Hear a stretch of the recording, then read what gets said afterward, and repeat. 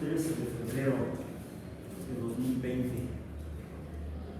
2020. Ayer estaba viendo una noticia que ya transportaron de California a Florida el siguiente robot de exploración NASA. De la NASA en colaboración con varios otros países. Decía que uno de los laboratorios que van en el robot fue diseñado en España. Abril en Pal. No es la primera vez que España, algún grupo de personas en España, elabora algún dispositivo para algún laboratorio en alguna misión espacial. Lo han hecho ya antes.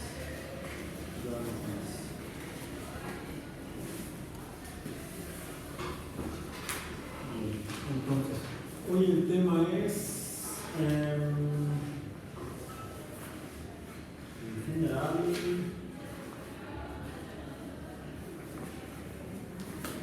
dentro del contexto de introducción a la astrobiología. El tema es, tenemos dos temas, aunque ambos caben en un gran tema: satélites.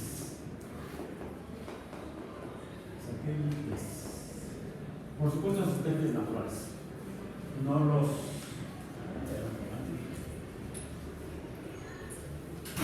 dispositivos desarrollados por los humanos y iniciados con el lanzamiento del Sputnik el 4 de octubre de 1957, que fue una esfera más o menos como este diámetro, que llevaba una radiotransmisión en el interior, que fue lanzado por la Unión Soviética y entró en órbita de la Tierra, y por eso fue que se convirtió en un satélite de la Tierra, pero elaborado por las personas, por humanos. Sería un satélite artificial. Entonces, ¿qué es un satélite? Más para recordar. Un astro que gira alrededor del planeta. Tú no te lo sabes así. Es un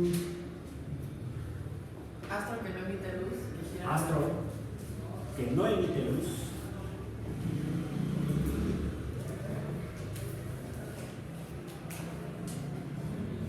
Y se están mirando, a lo mejor es el pizarrón. Parece que es el pizarrón. No emite luz visible. Ojo, luz visible.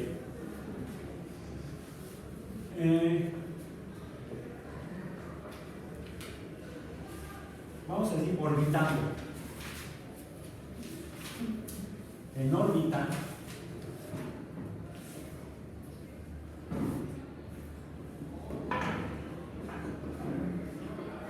de otro astro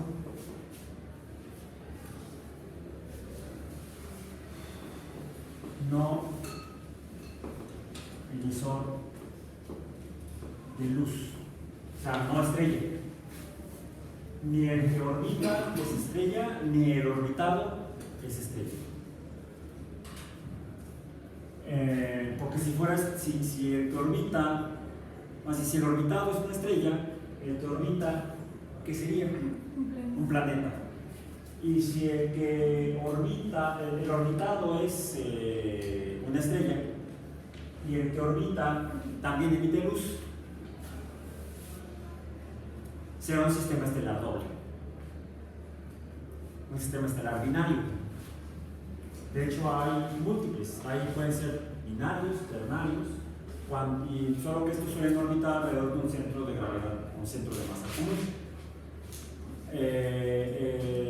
Puede haber casos en los cuales alguna estrella orbite a otra estrella mucho más masiva, y entonces quizá el centro de masa común, el centro de gravedad común, quizá pudiera estar dentro de la masa de una de las dos estrellas. Si es si la masa de la estrella más masiva fuera suficientemente masiva y mayor que la estrella orbitante. ¿Bien? Entonces, es un astro que orbita a otro astro.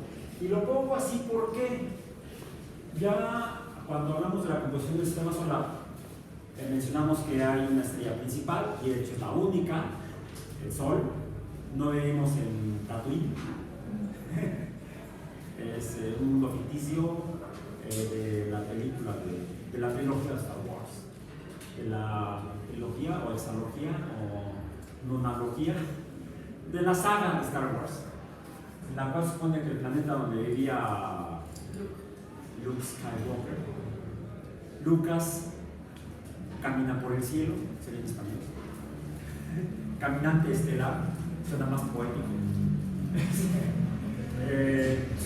Él vivía en un planeta que se encontraba en un sistema estelar doble.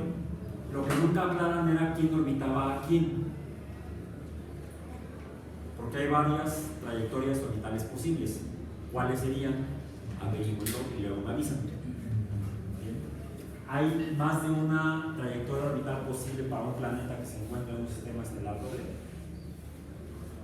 Hay una, dos, varias, ninguna. ¿Cómo sería la relación gravitacional orbital de un planeta o de un sistema planetario que orbitara alrededor de un sistema estelar doble? Que no es el caso de la Tierra en el sistema solar. Entonces es una estrella principal, el Sol, alrededor del cual orbitan 8 planetas reconocidos como tales, que son desde el más cercano al más lejano. ¿Cuáles? Mercurio, Venus, la Tierra. Vamos a ponerlos nada más por acá para recordar. Sistema solar. Planetas. No planetas, planetas. Son Mercurio, luego Venus, luego la Tierra, luego Marte, luego Júpiter, luego Saturno, Urano y Neptuno. ¿Por qué dejé un espacio? Por el cinturón de asteroides.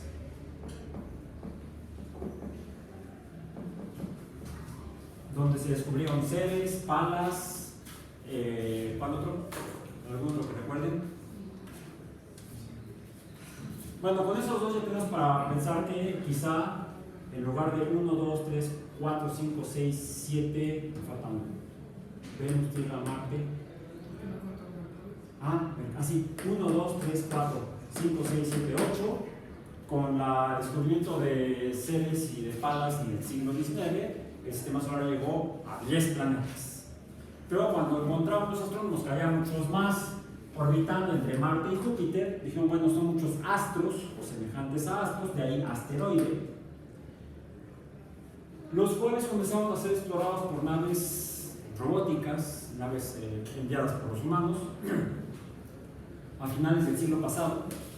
Suena como hace mucho tiempo, no, es apenas hace 20 años, más o menos, un poco más de 20 años, hace 30 años, en 3 décadas que se inició la exploración del cinturón de asteroides.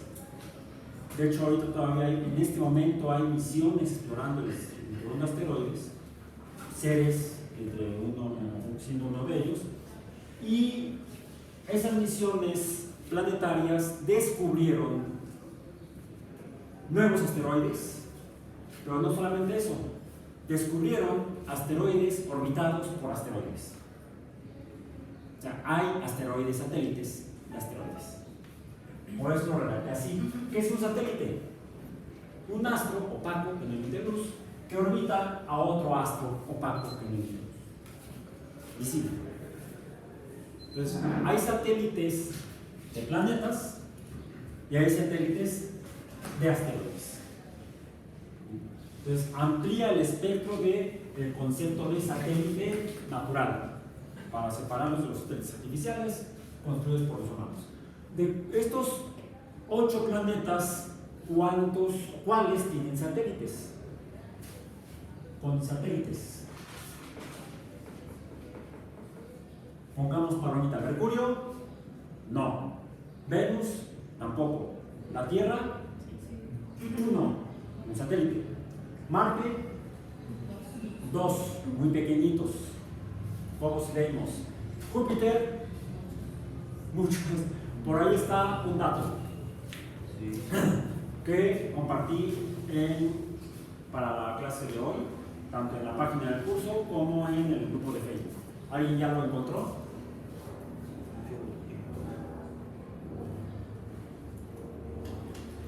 ¿Cuál está? A ver, en la primera, donde creo que la primera es una, dice, déjenme ver, la exploración del sistema solar.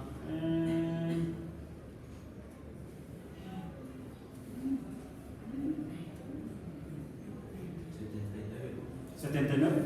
¿En cuál referencia está? Esta de la que compartimos. ¿Cuál? La primera, segunda, tercera, fueron creo que 6 o 8.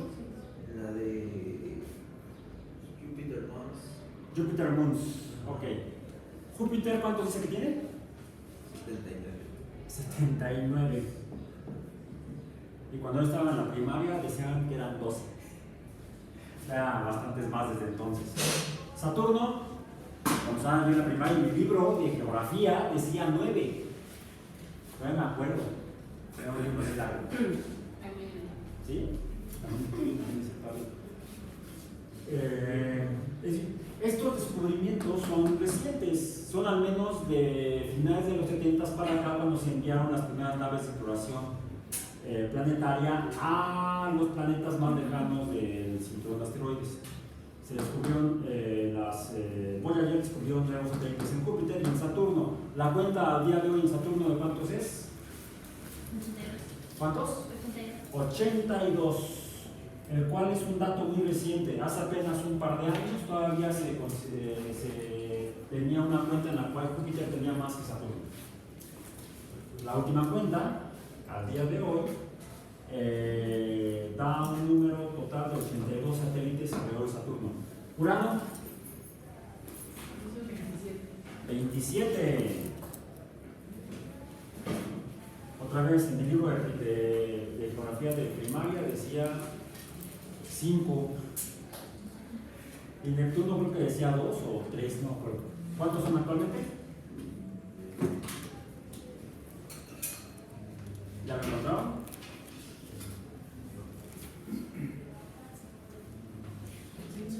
¿Cuántos? 15. ¿Quién da más? 82 satélites a la 1, 82 satélites a la 2, 82 satélites a las 3, se los lleva Saturno. El primer lugar como planeta satelitado, planeta con sistema de satélites. De hecho, casi hay quienes dicen que Júpiter y Saturno podrían ser considerados casi, sobre todo Júpiter, como un sistema per se. Casi un sistema planetario per se. Porque Júpiter es mucho más masivo que los otros 7 planetas juntos. La masa de Júpiter es mayor que la de los otros 7 planetas juntos. Tiene 79 cuerpos astronómicos orbitando alrededor suyo. 79 astros orbitando alrededor. Entonces, continuemos con satélites. Por cierto,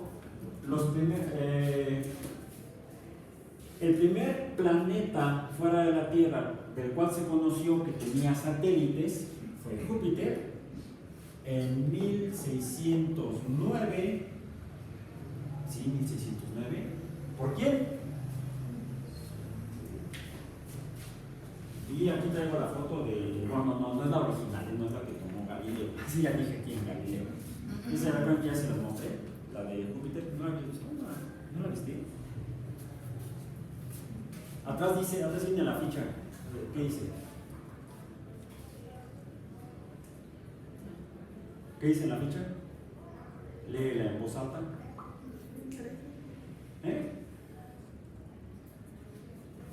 ¿No dice? No, Aldebarán en la cabeza del toro y Júpiter desde la Ciudad de México, marzo 22 de 2013, 7:30 p.m. Y está la hora en el aparato.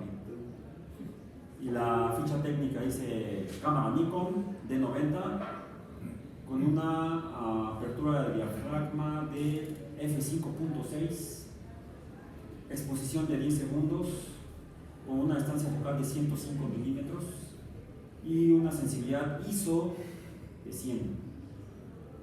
Son especificaciones técnicas de la fotografía. Ya la que no entendías del montón de numeritos, lo que significa. Bien, bueno. Y sí, el punto más brillante, les mencionaba cuando se los mostré por primera vez, es Júpiter. ¿Y qué se observa cerca de Júpiter? Como es una exposición de tiempo, mencionábamos, se ven como rayas las estrellas, no como puntos. Alcanzas a ver algunas rayitas alrededor de la mancha blanca mayor. Como dos. Son tres rayitas. Son 3 de los 4 satélites descubiertos por Galileo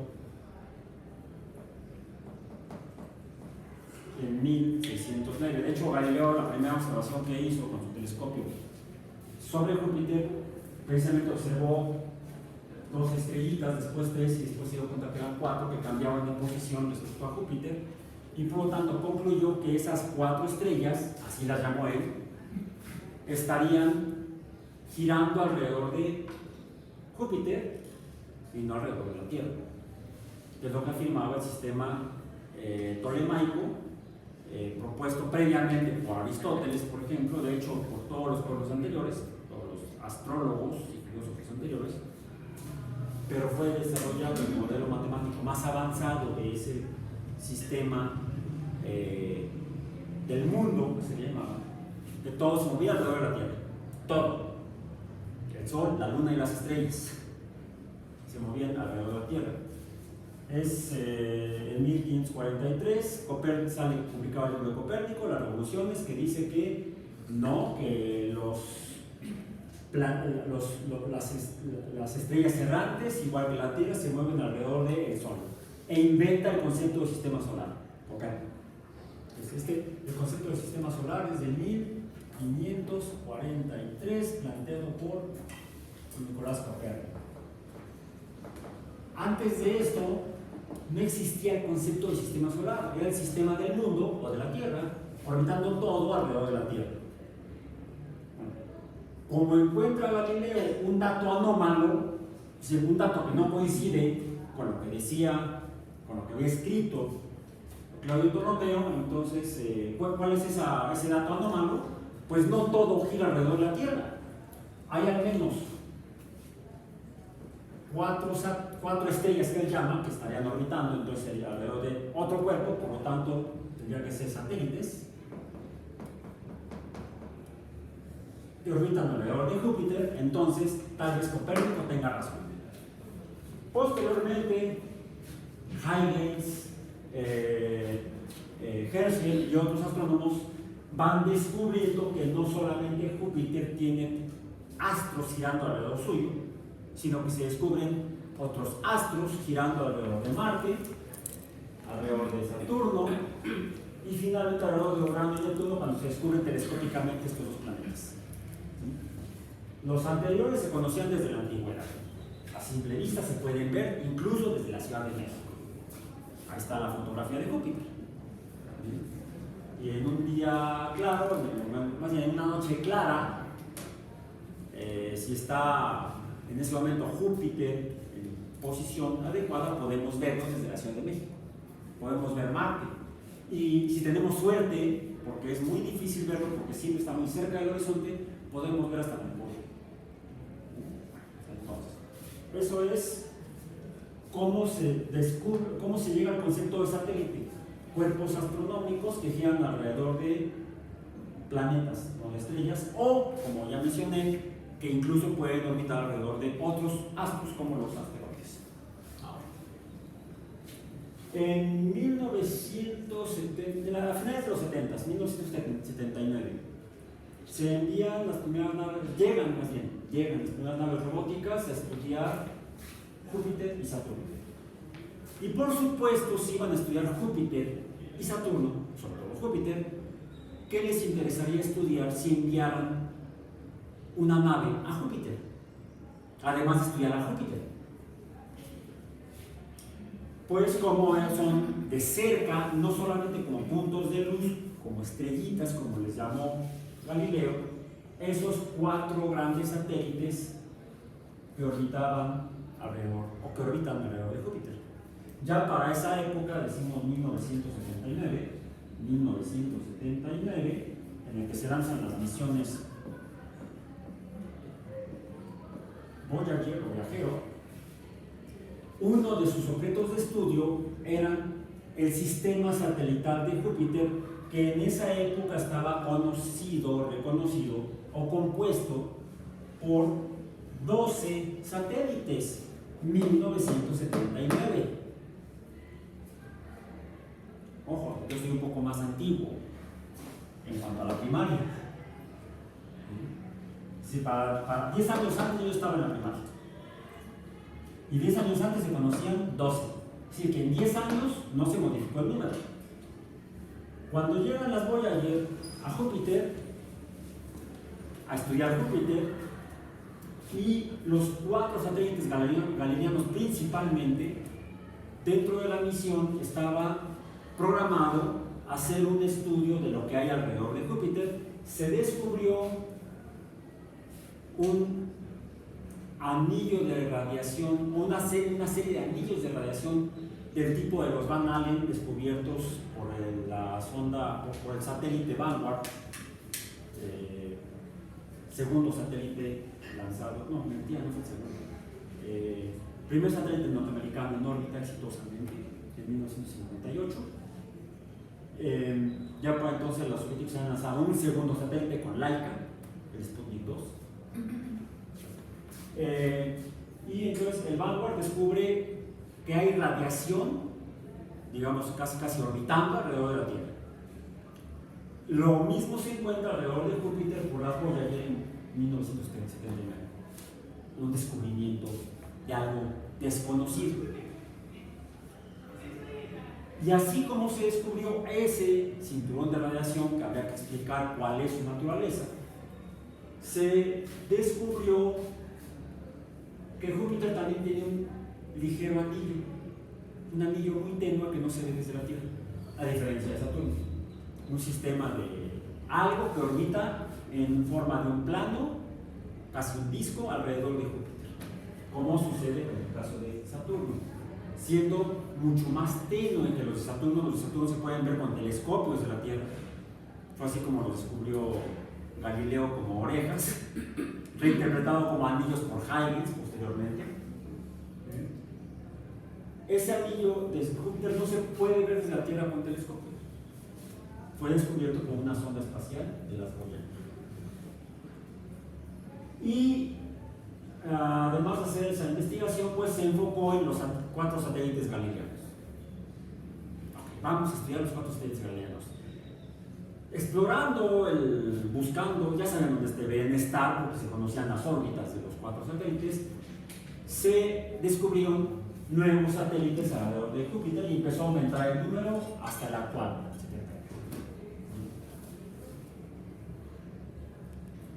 Pero además del descubrimiento de nuevos satélites, hubo descubrimientos, ya los mencionamos antes, muy impactantes, como fueron el hecho de que el satélite de órbita más cercana a Júpiter de estos 4, Io, ya vemos esta fotografía antes, en él se descubrió accidentalmente, no estaba dentro de las misiones exploremos los volcanes en los satélites de Júpiter, porque de hecho no se sabía ni siquiera cómo eran, se veían.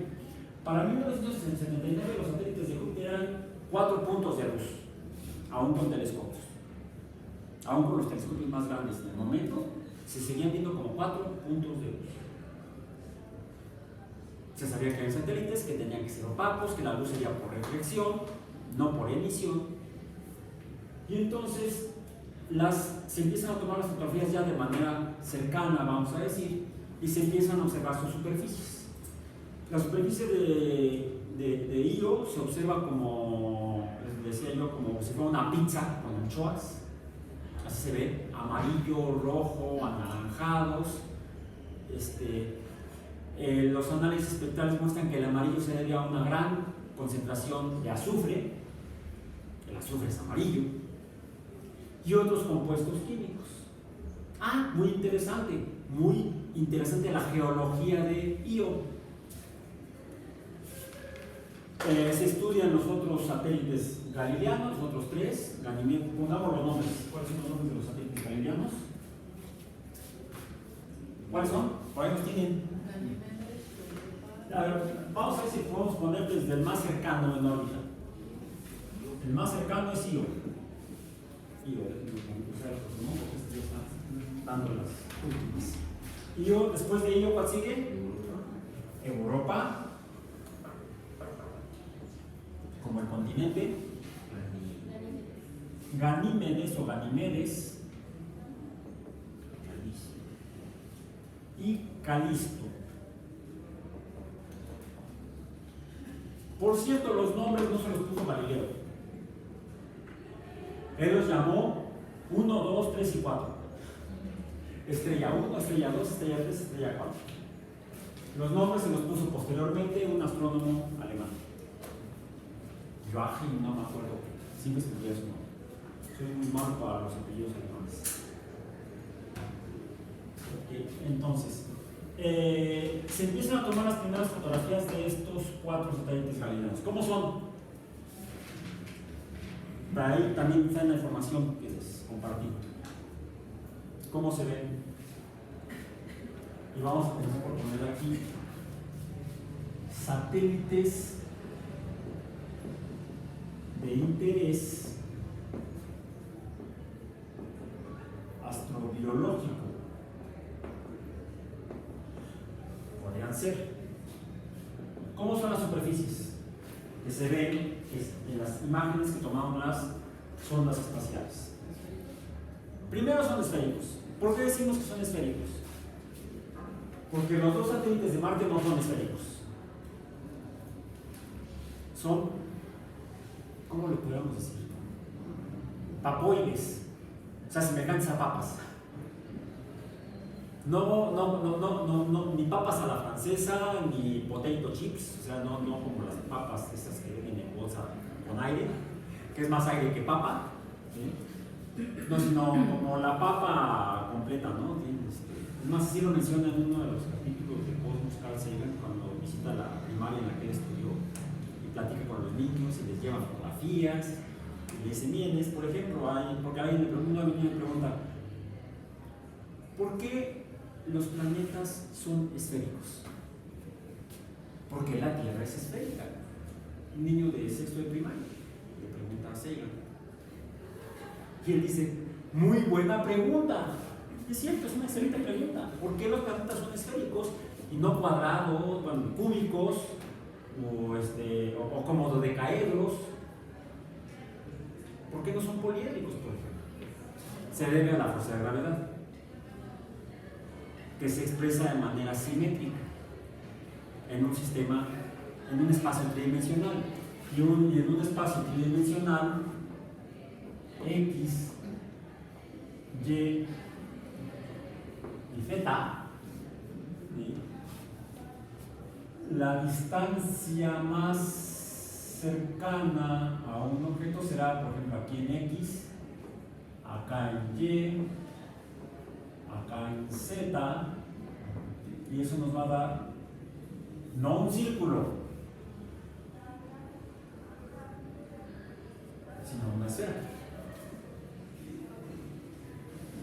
Si yo tengo una fuerza que jala por acá, una F, recuerden que son vectoriales, otra F, índice G, otra F que jala desde acá, otra F que jala desde acá, otra, recuerden que todos son vectores, otra F que va hacia allá, otra desde aquí, hacia allá, y otra desde acá, hacia acá, pues si las fuerzas son iguales, se obtiene una forma esférica.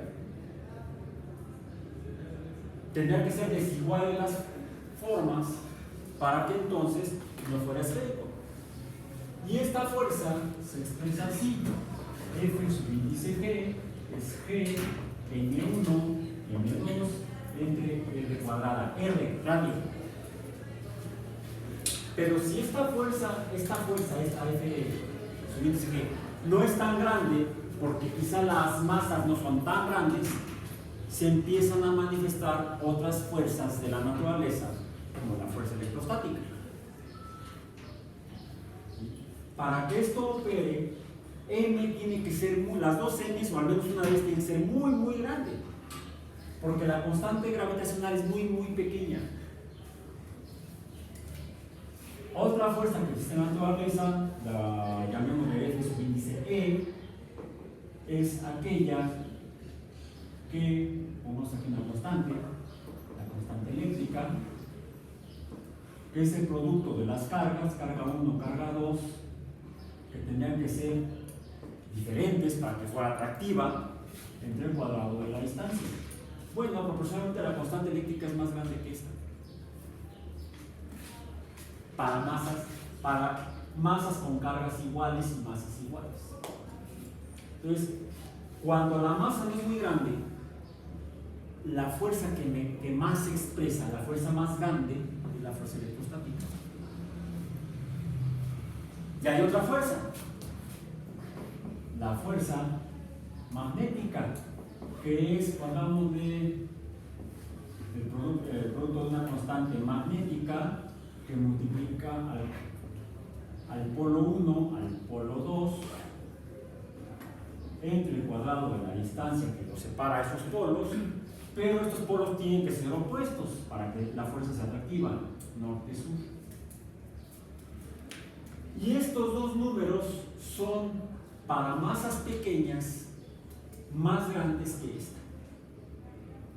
Entonces pueden provocar una distribución desigual de las fuerzas que juntan a la materia. Por eso no son esferas perfectas. Por eso los dos satélites de Marte, que son muy pequeños, no son esféricos, porque el equilibrio de fuerzas es distinto.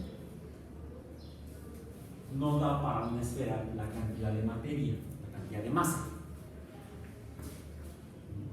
Cómo se fue agregando el material que formó a Phobos y a Deimos de manera regular no fue suficiente para que entonces mandara más la fuerza de gravedad y redondeara a esos dos cuerpos astronómicos. Incluso en la Tierra, ¿por qué el volcán más visible en la superficie de Marte, el Monte Olimpo, es como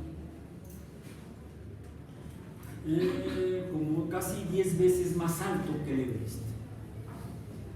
El Everest tiene 9 kilómetros de altura sobre la superficie de la Tierra, sobre el nivel del mar.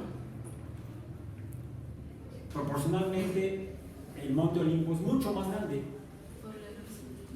¿Eh? Por la erosión también puede influir. No, porque Marte es mucho más pequeño que la Tierra.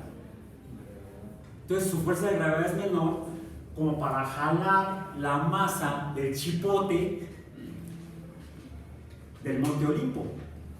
La masa de la Tierra es tan grande que si las montañas fueran más grandes, serían atraídas por las jaladas, este jalón gravitacional entre la masa de la montaña y la masa de la Tierra, provocaría que la masa de la montaña se acercara más hacia el centro de la Tierra.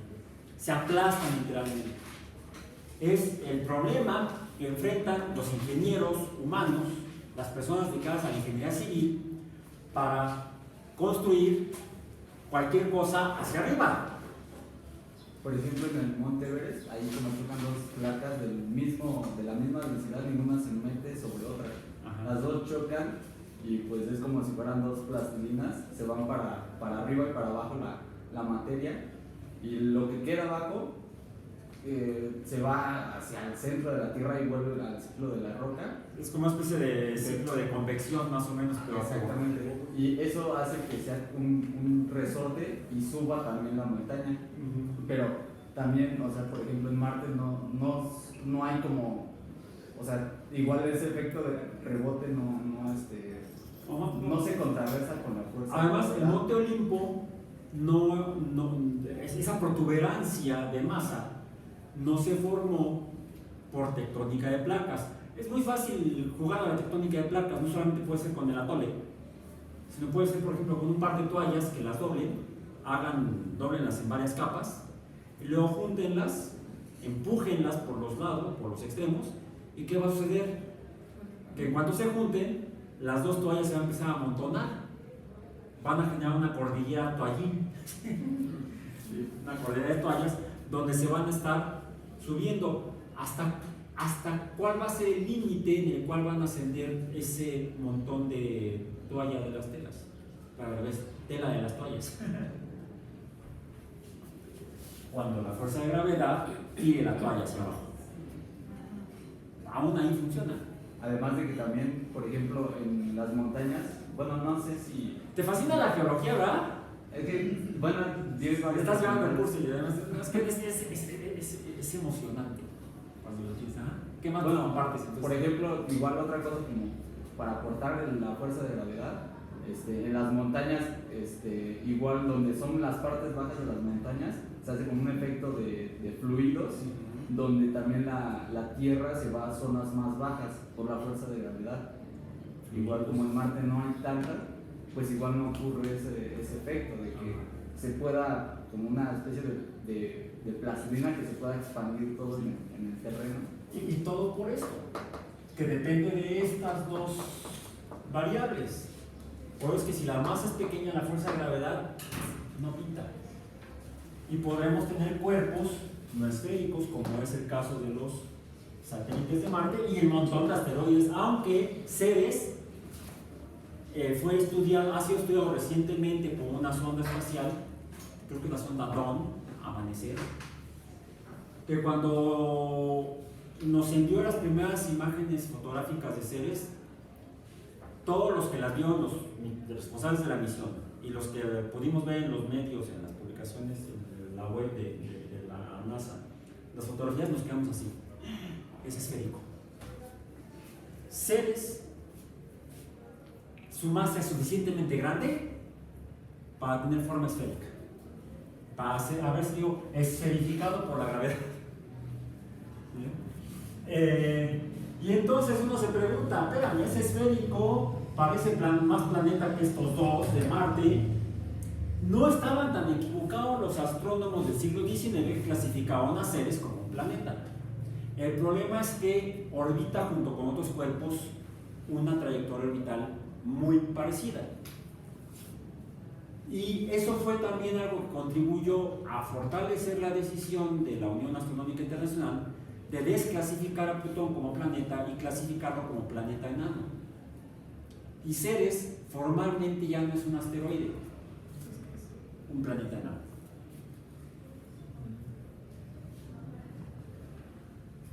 Porque tiene una forma esférica. Su masa es suficientemente grande para que la gravedad le dé forma esférica. Es un planeta enano que se encuentra orbitando en una región que es el cinturón de asteroides. Como actualmente se dice que Plutón orbita en una región que es la región transneptuniana, o sea, más allá de Neptuno. Que por cierto, aquí deberíamos poner una separación parcial, a agregar a Plutón, que tiene 5 satélites descubiertos, el primero en la década de los 80, los siguientes en los siguientes 10 años, 10-15 años. El más grande de estos satélites de Plutón es Caronte, cuya masa es suficientemente grande para que Caronte y Plutón orbiten alrededor de un centro de gravedad o de masa común. Ya lo habíamos mencionado en una sesión. Entonces, lo podríamos decir entonces que los satélites los satélites en general orbitan alrededor de otro astro, pero la órbita que será elíptica, todas las órbitas son elípticas, todo lo que se estudia en el universo y en nuestra galaxia y en nuestro sistema solar, todo lo que orbita en trayectorias, como dijo Kepler, elípticas. Nadie ha encontrado órbitas circulares como soñaba Copérnico. Bien. Esa órbita puede ser alrededor de un centro de masa que esté fuera del cuerpo orbitado, o sea, un centro de masa común, no un centro de masa sobre una de las dos masas o dentro del espacio físico tridimensional de una de las masas. Lo que sí sucede en el sistema de Júpiter. Júpiter es tan masivo que todos los satélites, estos 4 y los otros 75, todos orbitan alrededor de un centro de masa que se encuentra dentro de la masa de Júpiter y muy cercana al centro geométrico de Júpiter. Bien. Correcto. Decíamos entonces, ¿cómo son estos 4 satélites? Las imágenes que nos enviaron las naves Voyager inicialmente y las siguientes, porque también luego se envió en la década de los 90, se envió la sonda espacial Galileo, se llamó, quién sabe por qué. ¿Cómo son? ¿Cómo son las superficies? ¿Cómo se ven? Mucha actividad. No, solamente uno presentó actividad volcánica. Io, solo Io, y les digo, el descubrimiento fue accidental. Para poder enviar una nave usando a la cuarta ley de Newton, esto nos va a decir cómo hay que enviarla, en qué trayectoria. Bien. Y a veces, como no solamente hay 2 masas en el sistema solar, la masa de la nave espacial que mandamos y cuál otra masa, la del Sol, la sacamos de la Tierra. Para sacarla de la Tierra necesitamos una fuerza mayor que esta. Y esta sería la masa de la Tierra, esta sería la masa de la nave espacial. Entonces necesitamos una fuerza mayor que esta para poder sacar a la nave espacial de la influencia gravitacional de la Tierra y que vaya a algún otro lugar. Okay. Ya conseguimos la fuerza, un cohetote.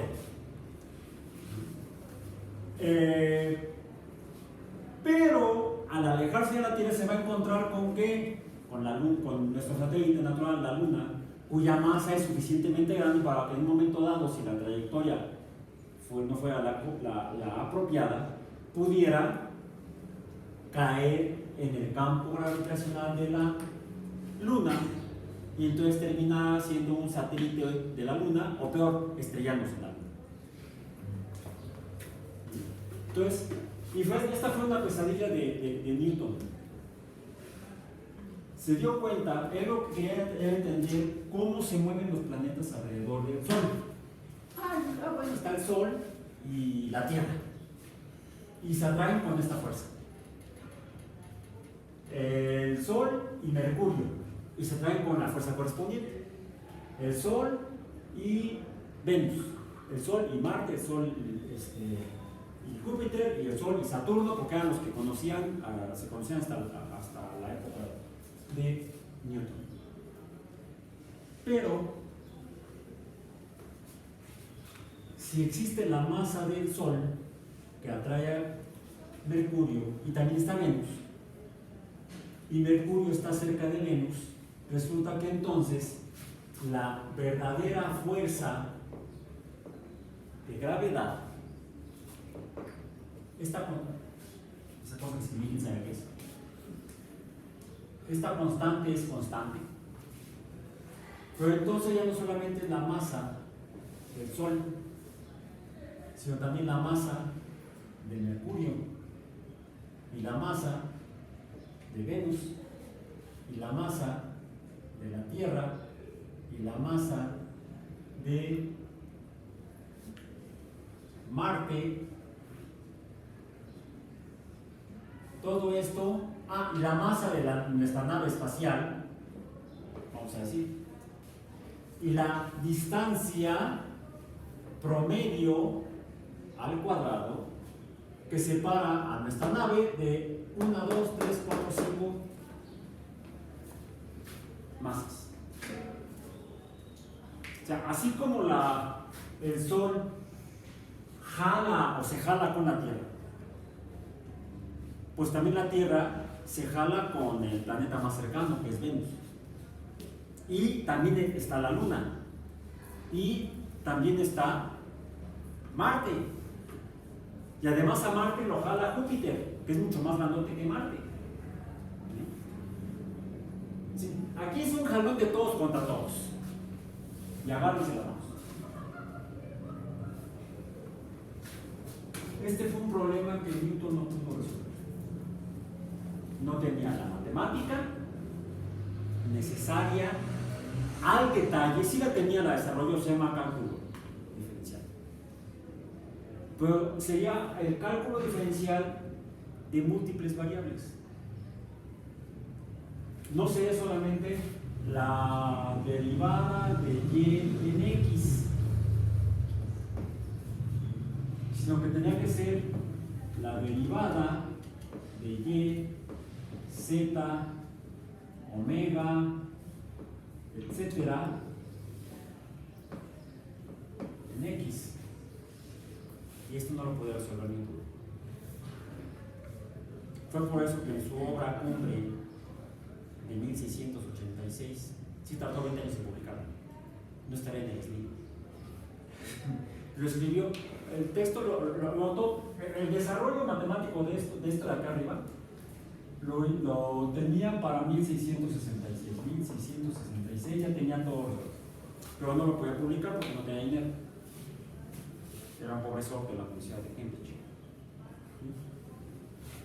Es hasta después cuando Edmund Halley le dice: yo te pago la edición, y publicó los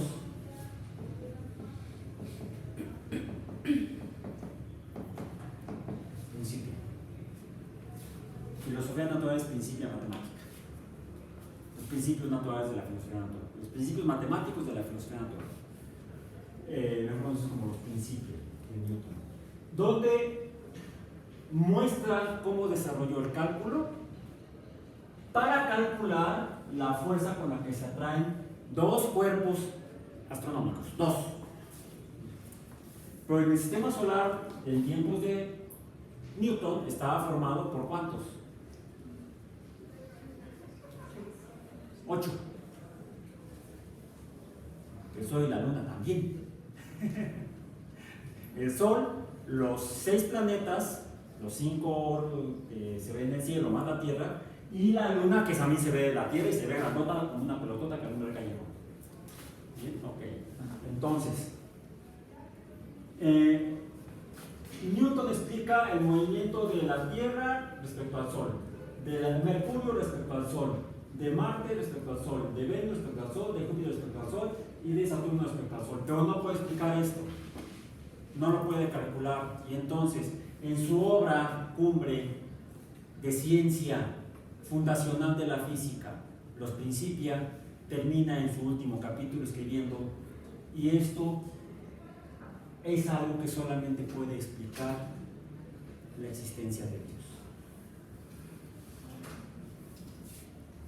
Y hasta ahí llegó. Porque no puede resolver el cálculo de variables, el cálculo diferencial de múltiples variables.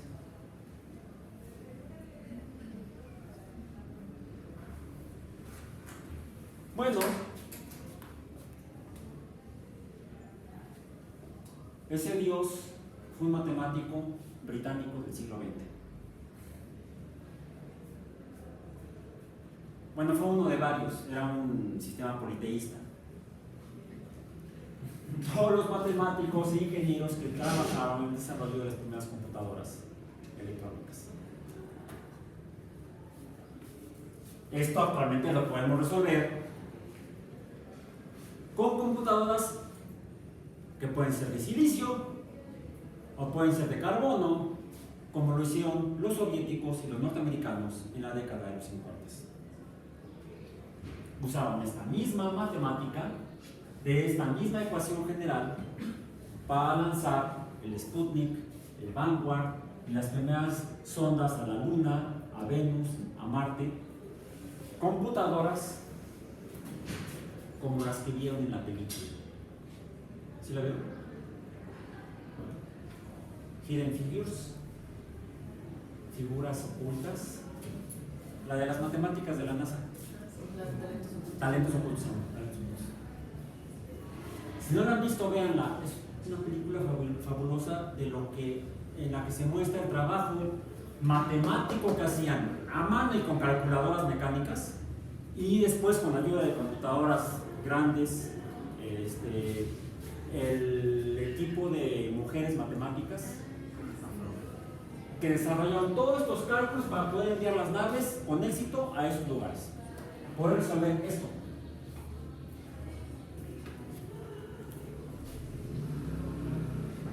Es así como llegamos finalmente a Júpiter por las naves Voyager.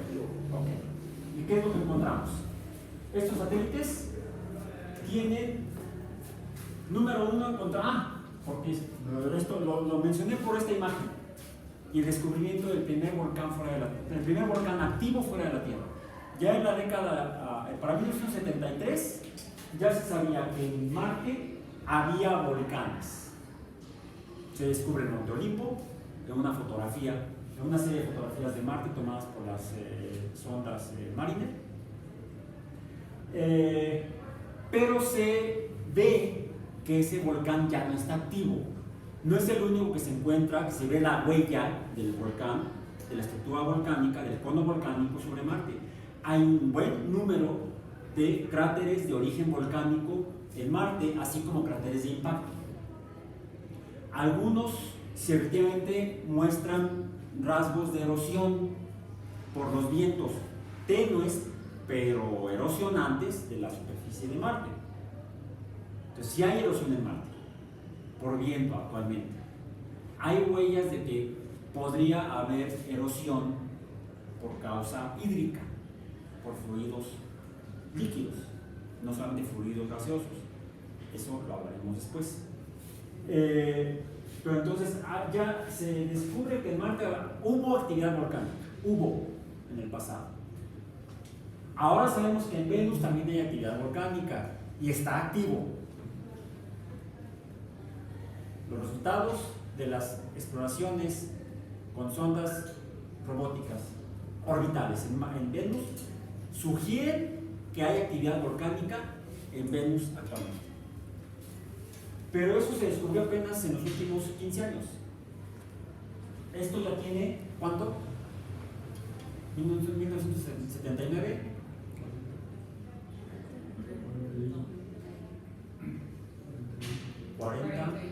Ya van para 40 años, más de 40 años, o sea, ya llovió. Casi la antigüedad de la UAM. La UAM cumplimos el año pasado 45, este es nuestro año 46. 5 años después de la fundación de la UAM, se descubre el primer satélite, se descubre el primer volcán activo afuera de la Tierra. Porque ya se conocían los de Marte, pero no están activos. No se conocían los de Venus. Se conocían los de Marte inactivos. Y esta es la fotografía del descubrimiento del primer volcán afuera, activo afuera de la Tierra, en el sistema solar. Y fue accidental. Porque una de las matemáticas del equipo de la NASA en el laboratorio de propulsión a chorro, encargadas de la navegación de las naves Voyager usando este sistema matemático, quería usar, conociendo la posición de Io, las dimensiones de Io y estimando el horizonte de Io, estaba buscando estrellas como referencia para triangular la posición de la nave espacial y mandarle instrucciones para verificar si estaba en trayectoria adecuada para pasar por Júpiter y lanzarse hacia Saturno.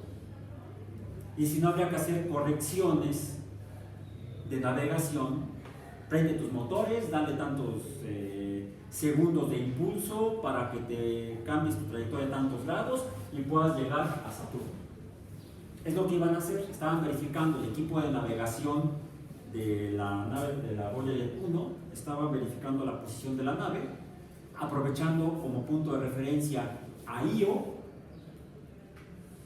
usando geometría euclidiana, incluso todavía se puede. Y cuando revisa la fotografía en la pantalla de la computadora, ve una media luna que se ve por encima del horizonte de Io. ¿Y eso qué es? Era la ingeniero Moravito, su apellido, Moravito, de ascendencia italiana. Entonces la ingeniero Moravito aumenta la imagen hasta lo más que da la resolución de ese momento y llega a la conclusión de que es una pluma de eyección volcánica. Pasó el reporte y salió publicado en las noticias. Hay volcanes en Io. El primero. Y entonces los geólogos le mandaron instrucciones a la nave para que tomara más fotografías y se descubrieron más volcanes activos en Io. Posteriormente se le dieron instrucciones a la Voyager 2 para que hiciera un estudio específico fotográfico de Io e identificó efectivamente una muy alta actividad volcánica en este satélite. Es un cuerpo astronómico geológicamente activo, pero no presenta tectónica de placas. Entonces, ¿cómo explicar que sale material del interior, como ese que sale del atole cuando lo calentamos? No es por tectónica de placas, es por corrientes de convección debido a que está caliente el interior. ¿Cómo se calienta el interior? Si la masa es muy pequeña, ¿cuál es el tamaño de Io? Tienen ahí los datos. El radio de Io. Radio.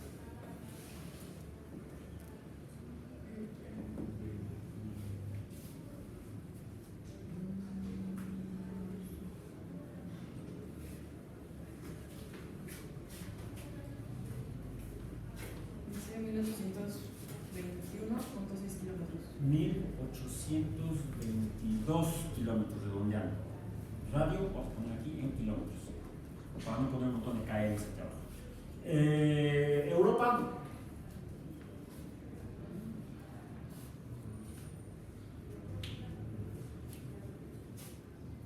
De una vez denme el dato de del radio orbital medio de Io. Este es el radio del satélite y el radio orbital. También en kilómetros. ¿A qué distancia orbita Io de Júpiter? Es el más cercano.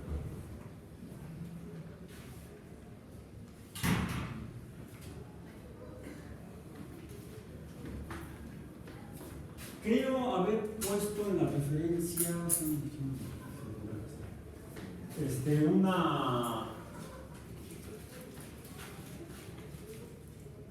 una fact sheet. ¿Sí la puse? No la puse.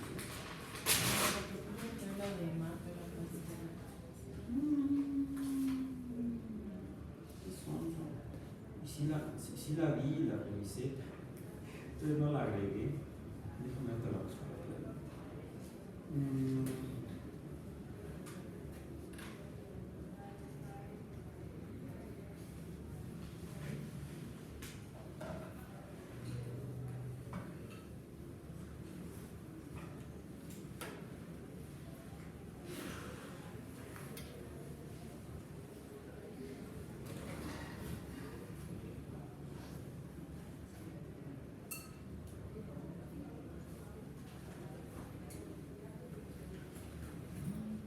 Aquí está.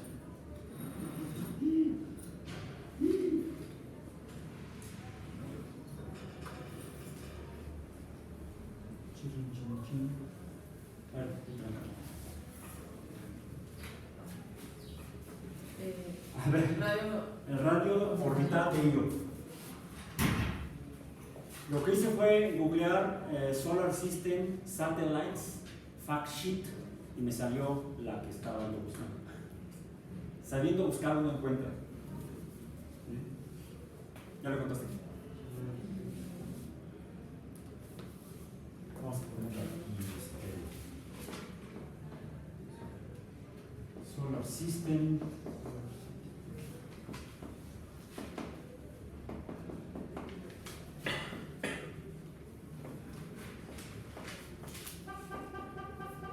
Si lo buscan así lo encuentran.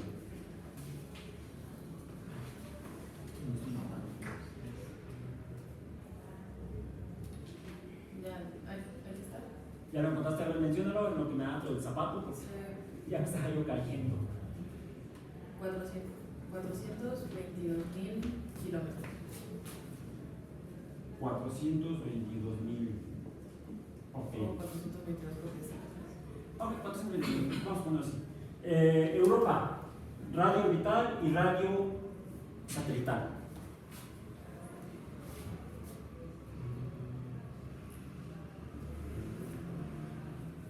El orbital es 671.000 671.000 kilómetros.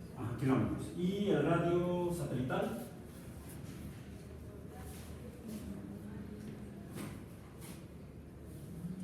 Nada más dice diámetro. Bueno, el diámetro, entre dos. ¿Cuánto es el diámetro? 1561 kilómetros. 1561 kilómetros. Entonces es más pequeño que Europa, por 300 kilómetros. Ganímedes. El radio es de 2631. 2631 es más grande que los otros dos. ¿Y el radio orbital? 1.070.000. 1.070.000. Ni un cero. 1.070.000 kilómetros de Júpiter. Calisto. Su radio es de 2.410 kilómetros. ¿Y la distancia orbital? 1.883.000. 883.000. O sea, yo los coloqué aquí en orden de distancia orbital. El más cercano de estos cuatro es Io, el más lejano es Calisto. El más cercano es Io y presenta actividad volcánica. ¿A qué se debe? Y vean qué tan cerca está, tanto como la Luna. Es más, está más cercano a Júpiter que la Luna a la Tierra. Había mencionado en una clase anterior que era porque como la masa de Júpiter es tan grande. Es tan grande, la fuerza es tan grande que va deformando a Júpiter, a Io, conforme Io va orbitando alrededor de Júpiter y va rotando. Bien. Entonces, Io está calentado por mareas, mareas gravitacionales se llaman. Esto es calentamiento por mareas. Que las mareas son fenómenos gravitacionales. Es como la masa de un cuerpo astronómico cualquiera atrae a la masa fluida de otro cuerpo. O incluso la hace fluida. La hace fluida. ¿Sí? Es un fenómeno que encontramos en la Tierra. En el caso de la Luna, atrae al agua de la Tierra y digamos que la calienta no significativamente por mareas. Si entendemos el calor como movimiento y el agua de la Tierra, de la superficie de la Tierra, es movida por la atracción gravitacional de la Luna, pues sí, el agua de los océanos está siendo calentada por ese movimiento, solo que no es fácilmente perceptible. ¿Sí? Quizás se calienta más por radiación solar que por movimiento debido a la atracción gravitacional por la Luna. Ok, pero el fenómeno existe. Que sea numéricamente despreciable es otro cuento, pero sí existe. ¿Bien? No es fantasía. Aquí está. Y está en la termodinámica. El calor es movimiento, energía cinética. Bien, ok. Bien. Europa está un poco más lejos, como 200 millones de kilómetros más, 250 millones de kilómetros casi más lejos, 249 millones de kilómetros más lejos que Io. Quizá entonces la fuerza gravitacional sea menor, incluso porque su masa es menor. Si el radio es menor, deberíamos suponer que la masa es menor. ¿Cuál es la masa? ¿Cuál es la masa de Io? Masas, eso es importante. 89.3 o 10 a la 21 kilogramos. La masa está en kilogramos. Y es, ¿cuánto es? 89.3 por 10 a la 21. 89.3 por 10 a la 20, ¿qué?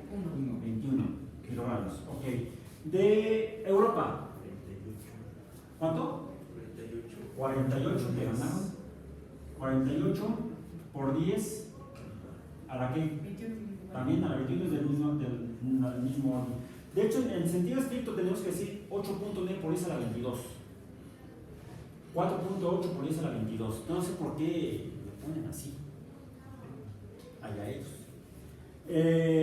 Ganímedes.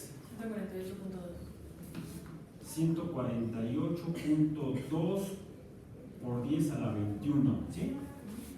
Y Calisto.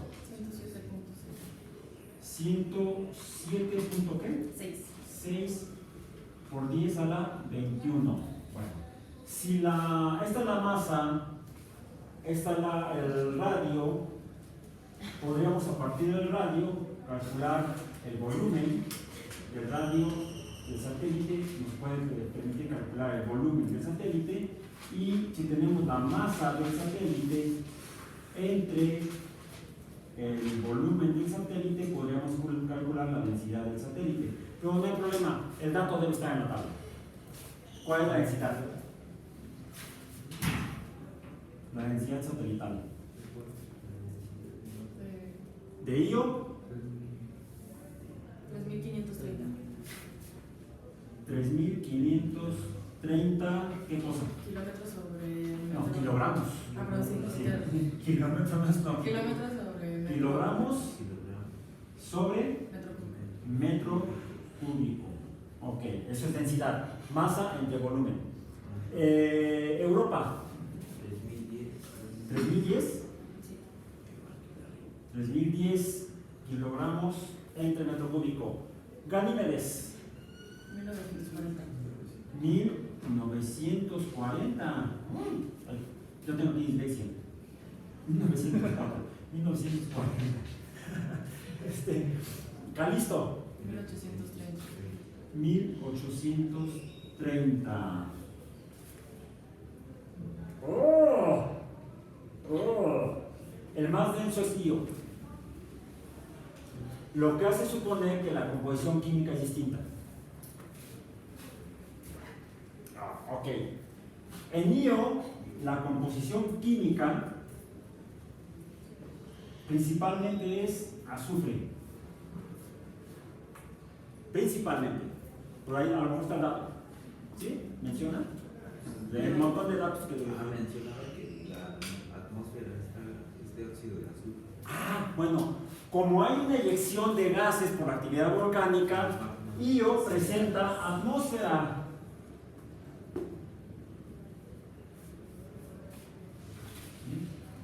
Déjenme ponerlo así. Atmósfera. Io tiene atmósfera. Y es de óxido de azufre. Tiene azufre desde cerca. Principalmente SON. La proporción puede variar. Europa. ¿Cuál es su composición química?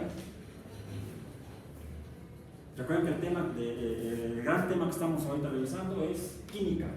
La química de la astrobiología.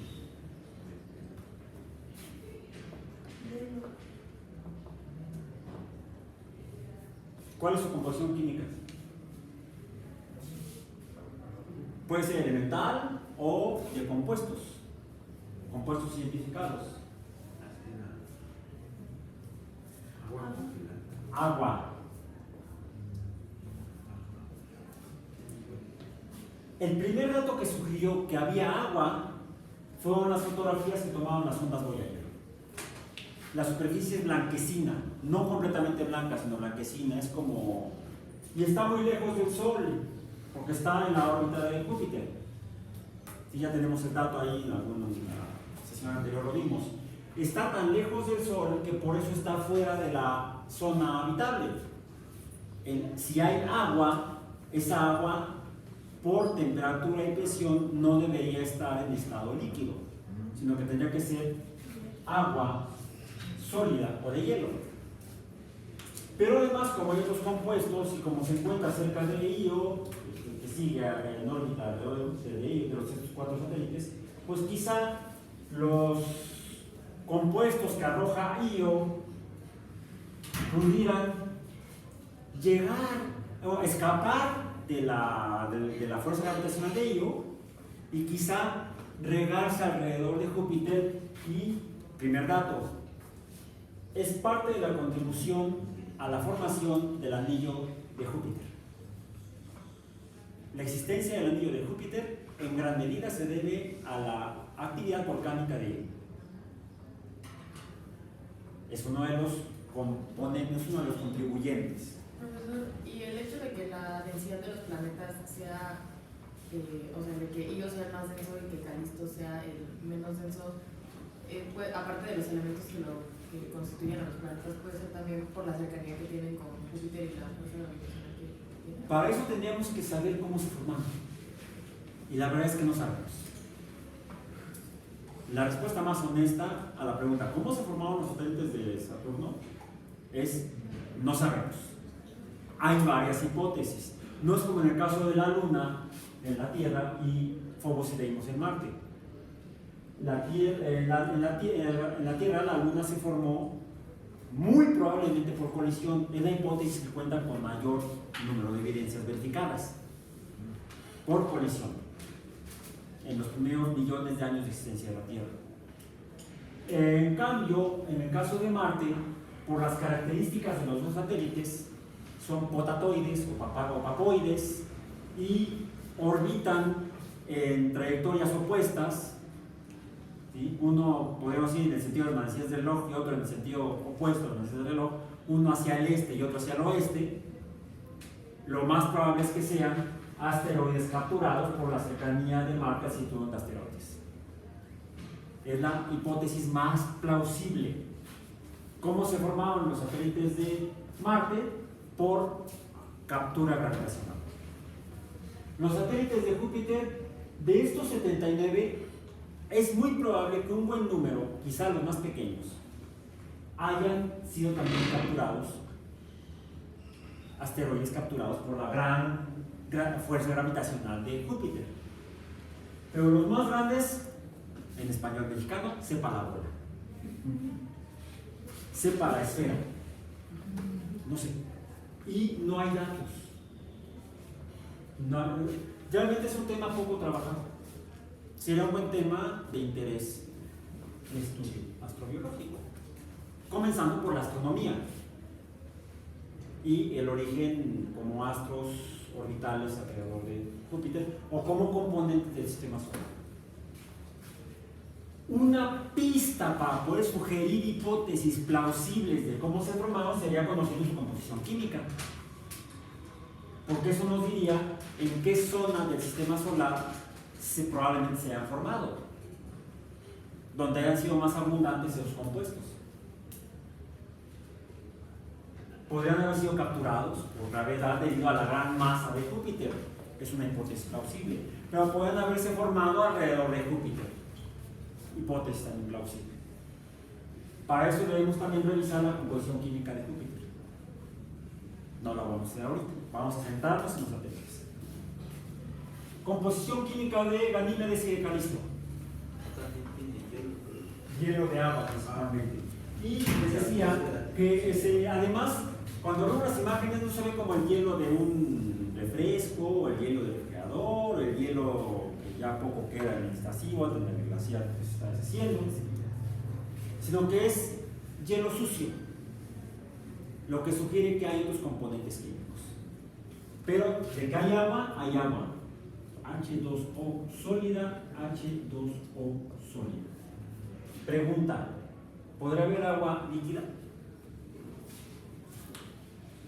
Debajo de las grandes capas de... A ver, primero, lo que se ve en las fotografías se ve como si fueran cortezas sólidas. Agua, hielo de agua y por lo tanto agua sólida, formando una corteza alrededor de la esfera del cuerpo esférico de cada uno de estos tres satélites. Io ya salió de interés astrobiológico. Io no es de interés astrobiológico. ¿Por qué? No hay agua. Y si hay agua, es despreciable. Principalmente es azufre. Y la gran actividad volcánica, la extrema actividad geológica, haría poco plausible que hubiera habido o pudiera haber en el futuro actividad biológica. Si no hay agua, es difícil que exista el medio adecuado para que se forme vida y continúe. En cambio, en estos tres, al menos hay agua sólida. ¿Por qué está sólida? Porque está congelada. ¿Por qué está congelada? Porque la temperatura está baja, porque es muy baja. ¿Por qué está muy baja? Porque está más allá de la zona habitable. La zona alrededor del Sol, cuya emisión de energía permitiría que hubiera condiciones de presión y temperatura para que el agua estuviera líquida. ¿Qué es lo que sucede en la Tierra? ¿Y qué es lo que podría suceder en Marte? Profesor, ¿el agua estaría sólida aun cuando estos satélites no tuviesen atmósfera? Recordemos que el que un compuesto químico cualquiera sea sólido depende de la relación. ¿Cuál relación? Presión. Temperatura, presión.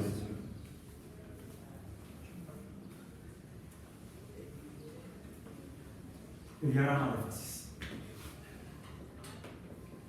Sólido. ¿Sí? No. Sí. Líquido y gas o vapor, hablando del agua. Bien. Esto corresponde en el caso del agua a 273 temperatura en Kelvin y presión, vamos a decir, en atmósferas, igual a 1. Podemos decir en otras unidades, 1013 milibares. ¿Ok? 1013 milibares y 273.16 Kelvin, para ser exacto. Aquí el agua es sólida, líquida y gas. Si la presión es más baja, ¿qué es lo que sucede afuera de estos cuerpos, de estos tres? Porque no se ha detectado atmósfera, cosa que sí hay en Io, pero no hay agua, no nos importa, somos biólogos.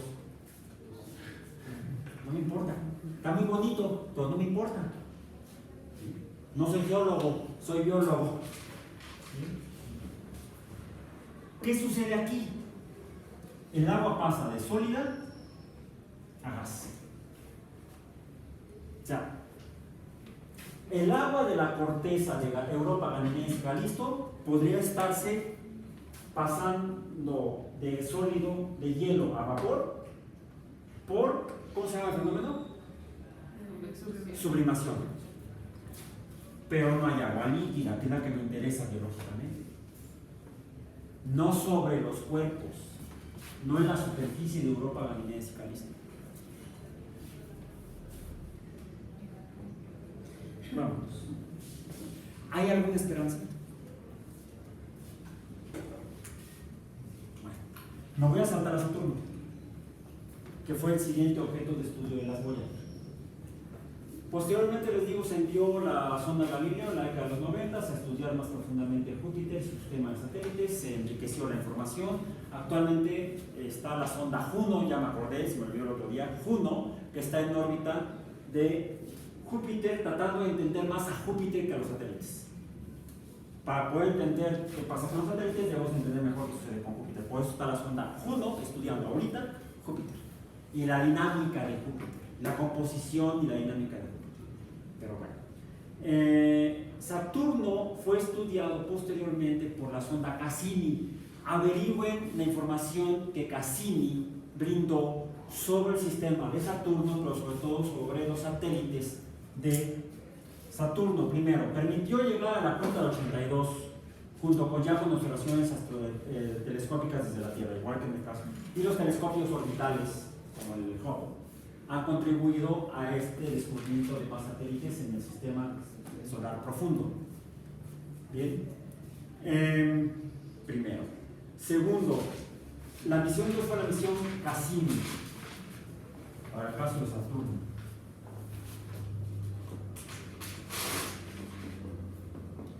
Que fue una misión, yo fue porque ya terminó hace 2 años, creo que sí,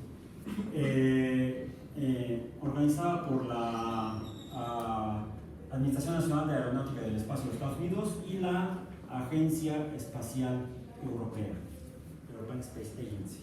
Fue una misión conjunta que llevó una sonda de descenso, la sonda Huygens, que descendió en uno de los satélites de Saturno. Okay. Cassini, además de estudiar a Saturno como tal, estudió el sistema de anillos,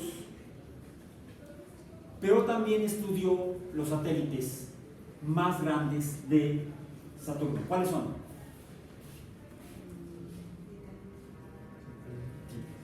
Titán, lo voy a poner aquí abajo, que es el más grande. Es más, ¿cuál es el radio orbital, el radio planetario de Mercurio? No me acuerdo, pero es menor que de Ganímedes. Ganímedes es más grande que Mercurio. Es el satélite más grande del sistema solar. Y si no estuviera orbitando a Júpiter sino al Sol, sería otro planeta. Qué pena, ¿verdad? Qué pena por Ganímedes. Bueno, Titán es más grande que Ganímedes. ¿Por ahí consiguen el dato? Debería estar en la hoja en la hoja de datos esta grandota. A lo mejor está Titán. Digo, para que ahorita no me voy a enfocar en Titán, sino hasta el final, en los últimos minutos del día de hoy. Ahorita quiero enfocarme en los otros satélites grandes, no tan grandes como estos 3 de Júpiter, pero sí en los más grandes y significativos de Saturno, que se conocen, forman parte de esos 9 satélites conocidos antes del 79. ¿Cuáles son? Principalmente Enceladus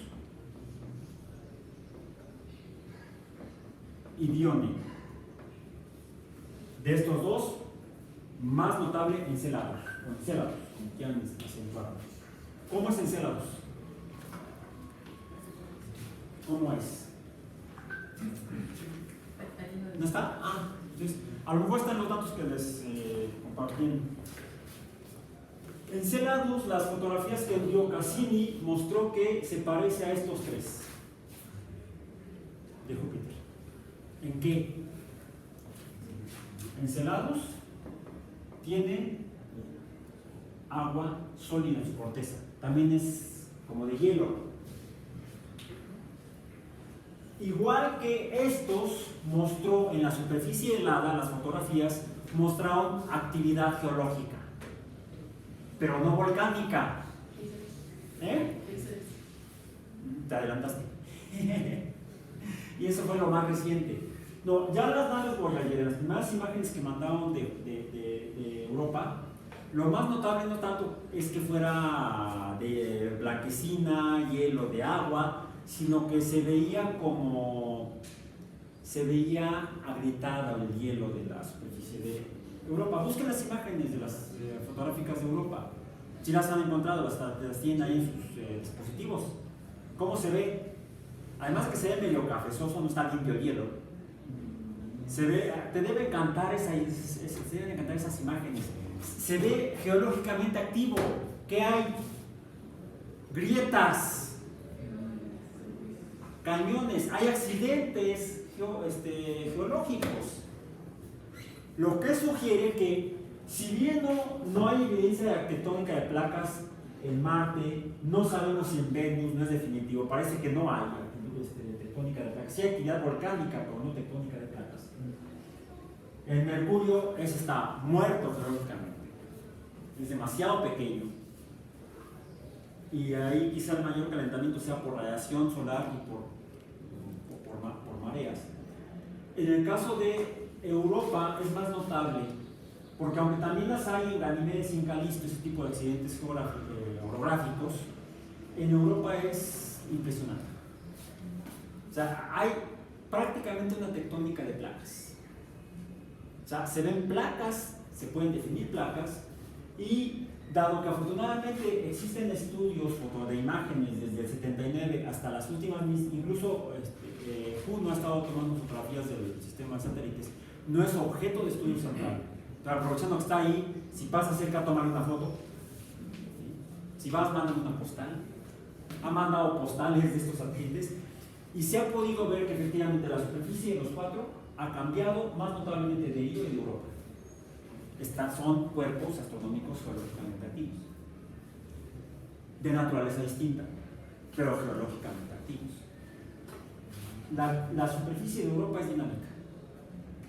Quiere decir que este hielo no está rígido, no está sólido, no está completamente sólido como una sola capa de hielo.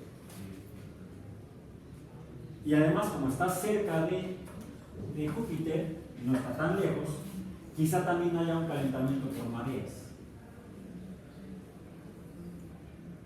De modo que provoque que el hielo que está por debajo de la corteza pudiera ser líquido. Quizá por temperatura, quizá por presión, porque es bastante más grande, bueno, un 20% más grande que Io, aunque no es tan grande como estos dos. Estos dos son más grandes, aunque son menos densos, pero en este la densidad es suficientemente grande. Quiere decir que la masa es quizás suficientemente grande como para que aumente la presión. Si aumenta la presión, además de hielo sólido, podemos tener agua líquida. Además de agua sólida, hielo, podemos tener agua líquida. Pero hasta aquí serían solamente hipótesis. La superficie es helada, se ha identificado porque es obviamente agua de hielo o hielo de agua. Y podría haber agua líquida debajo. Bueno, la primera evidencia observacional de que pudiera haber agua líquida debajo de la superficie de Europa se obtuvo por una imagen del Hubble, obtenida por el Hubble en los últimos 10 años,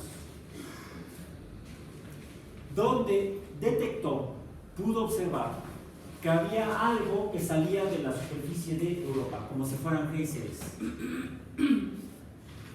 Para esto, antes ya, Cassini había descubierto, primero, por fotografías, que la superficie de Encélados y de Dione es igual, en el sentido de que sea formada por hielo de agua, como estos tres.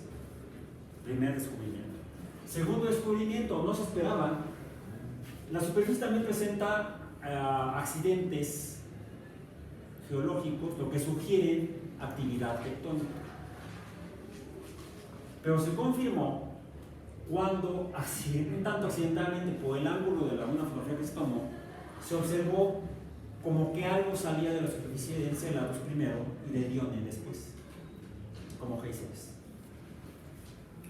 Si está saliendo vapor de agua, es porque con la característica con la que salió, no por sublimación como es en la cola de los cometas, no se ve solamente como una nubecilla, sino que se veía como chorros de agua saliendo de la superficie de Encélados y de Dione. O sea, sí, hay agua sólida, pero también hay agua líquida debajo del agua sólida. En estos dos. Esto se observó fotográficamente por Cassini. El telescopio Hubble observó lo mismo en Europa. después. Son geológicamente similares, químicamente iguales y presentan geológicamente la misma actividad. Quiere decir que debajo de esas cortezas heladas de agua sólida, agua de hielo o hielo de agua, hay agua líquida. Aún fuera de la tradicional zona habitable, entre Marte y Venus. ¿Qué tan profundo está esa agua líquida? Bueno, considerando las dimensiones del radio, ¿dónde está el radio? ¿Dónde está el radio? Acá está el radio. Considerando las dimensiones y la densidad, ¿sí?, hace sugerir que hubiera, en Europa en particular, más agua líquida que la que hay en la Tierra. Revisen los datos, están en las referencias que les compartí.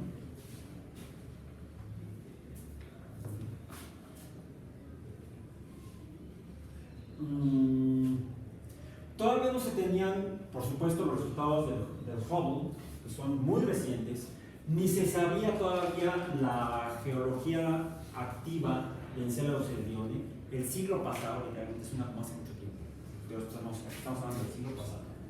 Poco después de estos descubrimientos, incluso un astrónomo fundador de la astrobiología, Carl Sagan, escribió una novela. No, mentira, no fue, la estoy confundiendo. Fue un amigo de Carl Sagan, que también era astrónomo. Y él no fue fundador de la astrobiología, él fue el inventor del concepto de satélite de telecomunicaciones, Arthur C. Clarke. Arthur C. Clarke escribió una novela en la década de los 60 titulada 2001, una odisea en el espacio. Tan tan. Kubrick hizo la película, ahí sí Kubrick hizo la película, ¿sí? 1968. Antes de todo esto, donde está muy emocionante, la novela está padrísima, la película también, pero está mejor la novela, a mi punto de vista. Ya, pasó. 1968.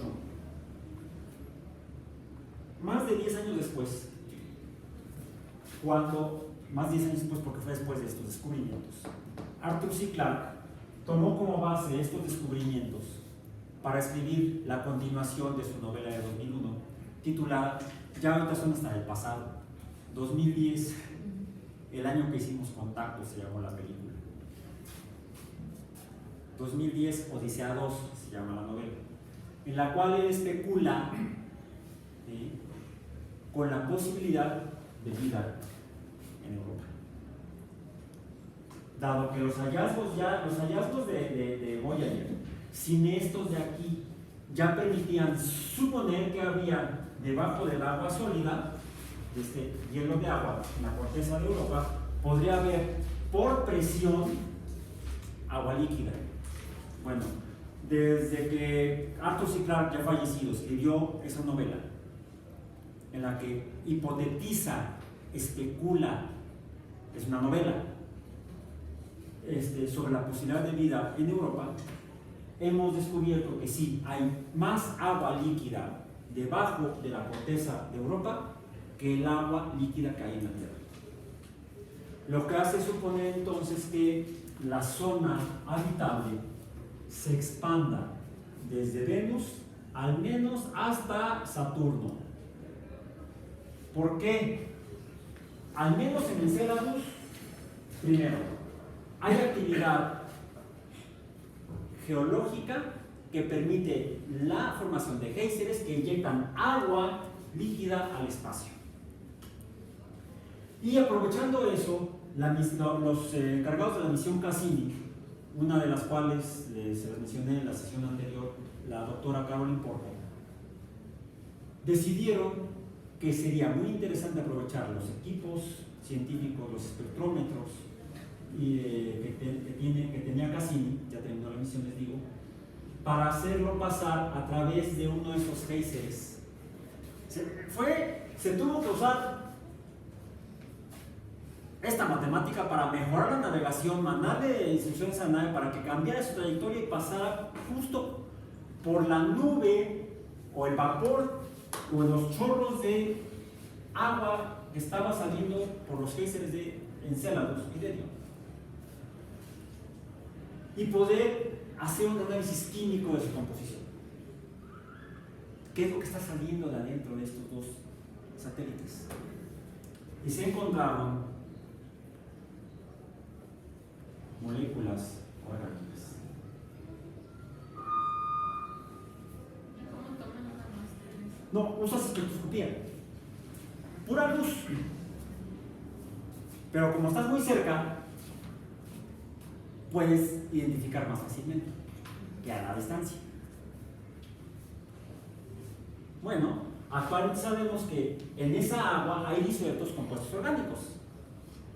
No es extraño, en los mismos cometas se han identificado compuestos orgánicos. Pero esto confirma que hay agua y compuestos orgánicos. O sea, los ingredientes para la sopa biológica. También nos podemos especular que es muy probable, ya no solamente posible, que pudiera haber ahí reacciones químicas que dieran lugar a cosas más interesantes desde un punto de vista. Lo mismo se sigue especulando respecto a Europa, y por eso cierro esta parte para terminar y pasar al último punto del día de hoy. Esto ha dado lugar a dos misiones, una de las cuales ya está en desarrollo, la otra está en planificación. Es la misión Europa Clipper de la NASA, que está por enviar en los próximos años una nave a orbitar Júpiter, pero preferentemente haciendo pasos continuos, seguidos alrededor de Europa para hacer estudios espectroscópicos de manera más enfocada y más cercana. ¿Sí? Se había considerado la posibilidad de enviar una sonda de descenso. Por el momento se eliminó ese componente por lo altamente complejo que significa la planificación y el desarrollo de una misión de esa naturaleza. No es tanto el dinero, es lo complejo. Lo que se está buscando es ir paso a paso para ver, porque además sí, se requiere una buena cantidad de dinero y hay que justificarlo. Y no se puede estar ahí tirando nada más a lo loco. Hay lugares en el mundo donde hay gente que hace eso, ¿sí? Bueno, no es, desde un punto de vista científico no es lo más razonable. De por sí no es fácil conseguir la lana para la ciencia, imagínense desperdiciarla en una misión de muy baja probabilidad de éxito. Mejor es ir a la segura paso a paso. Esa es la primera. La segunda, y fue recomendación e insistencia de la doctora Porco, se está ya, después del término de la misión Cassini, se está ya planificando una misión para hacer el mismo tipo de estudio de estos satélites de Saturno. Finalmente, y paso a lo último del día de hoy, mucho se ha especulado respecto a Titán. Primero, es el satélite más grande del sistema solar.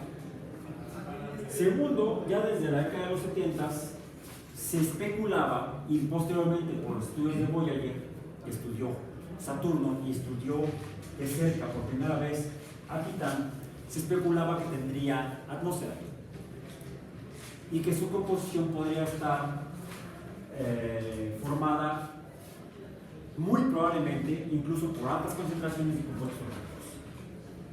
Uno de los proponentes de tales hipótesis fue precisamente Carl Sagan. Bueno, los estudios de Voyager y los posteriores estudios de Cassini confirmaron que efectivamente Titán está formado por compuestos orgánicos, tiene atmósfera y está formado por compuestos orgánicos. Fue por eso que se planificó la misión, dentro de la misión Cassini, el envío de la sonda de descenso Huygens, que fue la que tomó esta fotografía que ya vimos antes.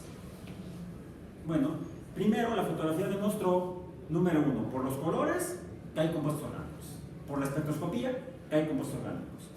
Y no solo eso, apelando al diagrama de fases, y dado que habría una atmósfera, hay presión suficiente para que esos compuestos orgánicos estén solamente sólidos por la baja temperatura, sino que también estén líquidos, y la evidencia es la erosión